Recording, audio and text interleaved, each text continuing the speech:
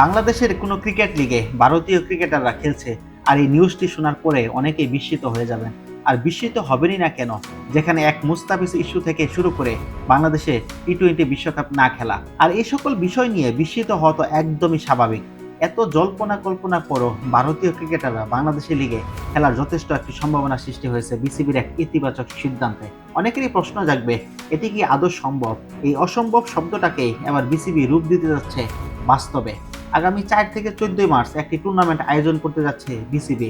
টুর্নামেন্টটির নামকরণ হবে নারীদের বিপিএল। ভারতে বিশ্বের বাঘা বাঘা ক্রিকেটাররা আইপিএল খেলে আসলেও ভারতের জাতীয় দলে চুক্তিবদ্ধ পুরুষ ক্রিকেটাররা বিদেশের কোনো লিগে খেলার সুযোগ পায় না।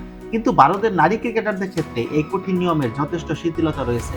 নারী ক্রিকেটাররা অস্ট্রেলিয়ার বিগ ব্যাশ টুর্নামেন্টে খেলে থাকে বিধিনিষেধ না থাকায়। আর বিপিএল নারী বিভাগের চেয়ারম্যানের একান্ত প্রচেষ্টায় ভারতীয় নারী ক্রিকেটারদের এবারের বাংলাদেশ প্রিমিয়ার লিগে খেলার যথেষ্ট সম্ভাবনা জাগ্রত হয়েছে। টুর্নামেন্টটি জাঁকজমক করতে বিসিবি এবার বিদেশি ক্রিকেটারদের হায়ার করাটা যতটা গুরুত্ব দিচ্ছে, সেই সাথে পেমেন্টের নিশ্চয়তা প্রদান করতেও গুরুত্ব দিচ্ছে। পুরুষদের বিপিএল পারিশ্রমিক সংক্রান্ত নানা তর্ক বিতর্ক থাকলেও মেয়েদের এই আসর সুষ্ঠু ও পেশাদারিত্বের সহিত আয়োজন করতে বাংলাদেশ ক্রিকেট বোর্ড বদ্ধপরিকর।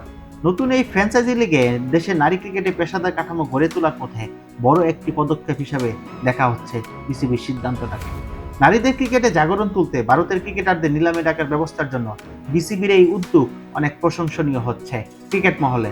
ফ্র্যাঞ্চাইজিগুলো তাদের সামর্থ্য অনুযায়ী দলগুলো যেসব বিদেশি ক্রিকেটারদের নিতে আগ্রহী হবে, তারা সরাসরি যোগাযোগ করে চুক্তি সম্পন্ন করতে পারবে।